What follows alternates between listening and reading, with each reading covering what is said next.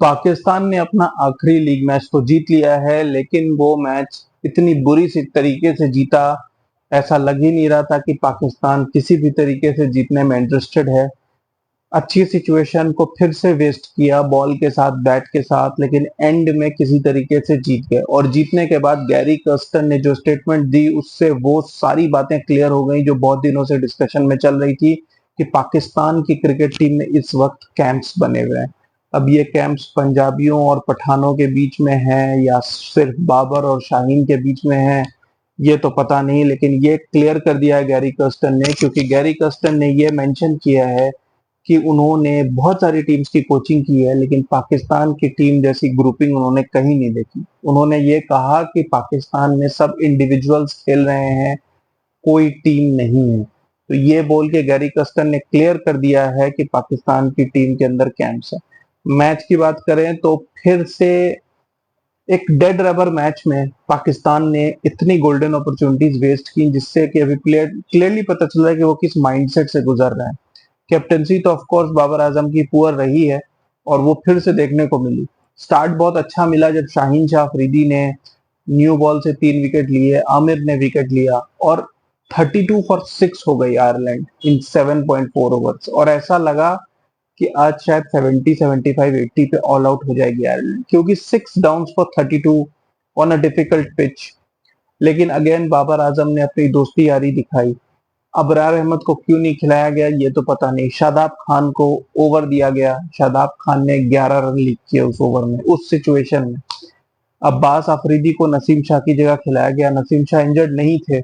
और अगर अब्बास अफरीदी को मौका देना था तो मेरे ख्याल से हारिस राऊफ या किसी ऐसे बॉलर को रेस्ट कराना चाहिए था, जो अब ज्यादा इंपॉर्टेंट नहीं है पाकिस्तान के लिए। नसीम शाह पाकिस्तान के बेस्ट बॉलर हैं और उनको खिलाना चाहिए था।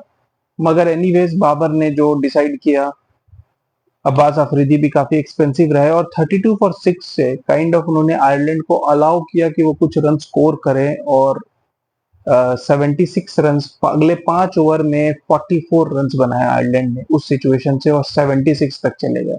हालांकि फिर 2-3 विकेट्स जल्दी गिरे क्योंकि इमाद वसीम ने एक बहुत बढ़िया स्पेल डाली, 8 फॉर 3 इन 4 ओवर्स। लेकिन अगेन आखिरी विकेट पाकिस्तान नहीं ले पाई और आयरलैंड 84 फॉर 9 से 106 तक चली गई। अब इन पिचेस पे 115 120 विनिंग स्कोर होता है और आयरलैंड सिर्फ 10 रन पीछे रह गई। अगर कुछ विकेट स्टार्टिंग में उन्होंने बचाए होते तो शायद ये मैच आयरलैंड जीत जाती। पाकिस्तान अगेन साइम अयूब रिजवान दोनों ने 17 रन बनाए। ऑफ कोर्स पिच थोड़ी डिफिकल्ट थी, बाबर आजम टिके रहे लेकिन वो बड़े स्ट्रोक्स नहीं लगा पा रहे थे, उनका स्ट्राइक रेट भी बहुत कम था। और उस सिचुएशन में 52 फॉर 2 से 65 फॉर 6 हो गई पाकिस्तान। सारा मिडिल ऑर्डर फिर से कोलैप्स कर गया और फिर से वही सवाल उठ गया कि मिडिल ऑर्डर बैट्समैन क्यों नहीं लेके गया पाकिस्तान। फकर जमान, शादाब खान 0 पे आउट हुए, फकर जमान भी पूरी टूर्नामेंट फ्लॉप रहे हैं। और उस सिचुएशन में इमाद वसीम, जिन्होंने अभी 3 दिन पहले खुद को बेस्ट ऑलराउंडर कहा था मैं 4 से लेके 8 तक किसी भी सिचुएशन पे बात कर सकता हूँ, वो कट शॉट मार के आउट हो गए और पाकिस्तान 65 फॉर 6 हो गई। उस टाइम पे ऐसा लगा कि अगर एक विकेट और भी अगले 10 रनों में गिर गया तो पाकिस्तान ये मैच हार जाएगी। लेकिन अब्बास अफरीदी ने बढ़िया साथ दिया बाबर का, इनफैक्ट उन्होंने 1-2 बाउंड्रीज मार के बाबर से प्रेशर भी रिलीव किया और पाकिस्तान को काफी क्लोज ले गए। उसके बावजूद मैच फंस गया था, आखिरी 2 ओवर तक चला गया था और ऐसा लग रहा था कि मैच शायद अभी भी पाकिस्तान के हाथ से निकल सकता है। लेकिन शाहीन शाह अफरीदी ने सेकंड लास्ट ओवर में 2 छक्के मार के मैच खत्म कर दिया। मैच 19th ओवर तक गया और पाकिस्तान के 7 विकेट गिर गए थे। तो इससे आप समझ सकते हो कि आयरलैंड ने पाकिस्तान को कितनी टफ फाइट दी। 19th ओवर जॉस लिटिल को भी दे सकते थे और ये कहीं ना कहीं आयरलैंड के कैप्टन से एक मिस्टेक हुई। उन्होंने स्पिनर को 19th ओवर दे दिया और फास्ट बॉलर का एक और बचा के रख लिया। शायद अगर 19th ओवर फास्ट बॉलर करता और 1-2 विकेट लेता तो मे भी मैच फंस सकता था। बट एनीवेज पाकिस्तान ये मैच जीत गई। और आपको ये भी बता दूं कि ये जो बहुत सारे सवाल उठ रहे थे कि क्या पाकिस्तान सुपर 8 में नहीं गई तो उनको क्वालिफायर्स खेलना होगा, ऐसा नहीं है।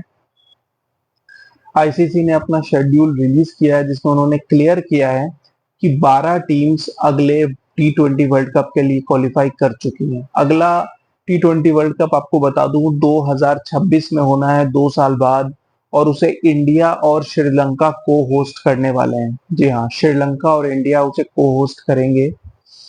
तो जो 8 टीमें सुपर हिट की हैं, इंक्लूडिंग यूएस, अफगानिस्तान, इन सबको डायरेक्ट एंट्री मिल चुकी है अगले वर्ल्ड कप में। तो यूएस अगले वर्ल्ड कप में इंडिया में आके पार्टिसिपेट करेगा, which is a very good thing for US cricket, क्योंकि यूएस की क्रिकेट अभी काफी अच्छी लग रही है। एसोसिएट नेशंस में डेफिनेटली वो इकलौते हैं जो सुपर एट तक आए हैं, और जिस तरीके की उनकी टीम दिख रही है, आगे भी वो बड़े सरप्राइजेस करने वाले हैं। इन 8 के अलावा श्रीलंका को होस्ट होने के कारण श्रीलंका को भी डायरेक्ट एंट्री मिल गई है, और आईसीसी रेटिंग्स के बेसिस पे पाकिस्तान, न्यूजीलैंड और आयरलैंड को भी एंट्री मिल गई। जी हाँ, पाकिस्तान, न्यूजीलैंड और आयरलैंड, इनको भी एंट्री मिल गई है। तो ये 12 टीम्स कंफर्म हो गई।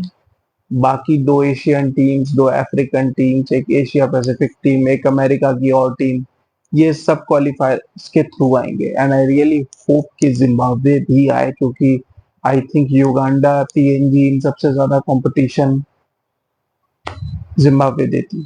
अभी काफी इनकॉन्सिक्वेंशियल मैचेस चल रहे हैं वर्ल्ड कप में। इनफैक्ट पिछले 5-6 दिनों में सिर्फ 2 या 3 इंटरेस्टिंग गेम्स रहे हैं, जिसमें से कि एक यूएस और आयरलैंड का गेम था जो वॉश आउट हो गया, पुअर ड्रेनेज के कारण मैच हो नहीं सका।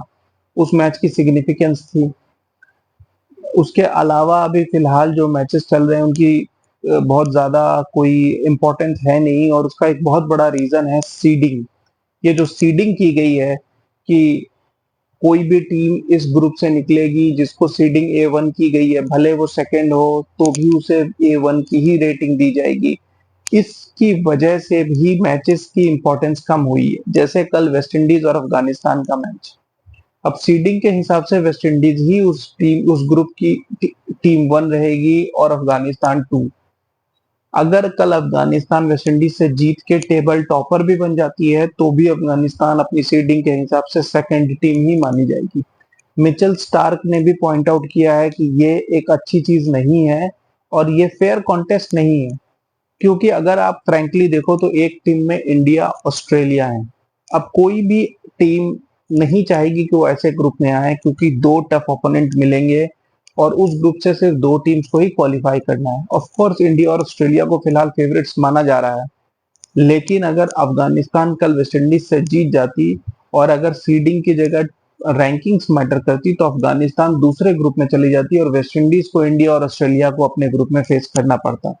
लेकिन अफगानिस्तान को यह मौका नहीं दिया गया है। अगर अफगानिस्तान कल जीत भी जाए तो भी वो उसी ग्रुप में रहेगी, और ऐसा हर ग्रुप में है। और मेरे ख्याल से ये चीज आईसीसी को नहीं करनी चाहिए थी। आईसीसी को फेयर रैंकिंग्स के हिसाब से ही रखना चाहिए था, और उस हिसाब से अगर आप देखते तो शायद कुछ मैचेस की इंपॉर्टेंस बढ़ जाती, क्योंकि ना सिर्फ जीत बल्कि रन रेट और टेबल टॉप करना भी इंपॉर्टेंट होता। और कल वेस्ट इंडीज और अफगानिस्तान का मैच बहुत इंटरेस्टिंग हो जाता, क्योंकि दोनों ग्रुप्स के लोग देख रहे होते कि कौन सी टीम जीत के हमारे ग्रुप में आएगी। मगर एनीवेज ये चीज शायद आगे आईसीसी कंसिडर करे। मिचेल स्टार्क ने भी इस पे पॉइंट आउट करके कहा है कि ये सही सिस्टम नहीं है।